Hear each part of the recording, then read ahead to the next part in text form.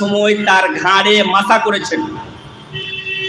আল্লাহ রাসূল সাল্লাল্লাহু আলাইহি সাল্লাম ওযু করার সময় তার ঘাড়ে মাথা করেছেন। ওয়াইল বিন হুজুর বর্ণনা করছেন। ইমাম বুখারী রাহিমাহুল্লাহ তাআলা তিনি বলছেন, যিনি বলেন এরকম কেউ বলতে পারে না, কোনো মুহাদ্দিসের মুখে এরকম কথা শোনা যায় না। তিনি বলছেন, মাগতাবতু আহাদান মুনদু সামি'তু আন্নাল গীবাতা হারামুন, যেদিন থেকে আমি শুনেছি গীবত করা হারাম, সেদিন থেকে আমি কোনোদিন কারো গীবত করিনি, পরনিন্দা করিনি। কে বলছেন?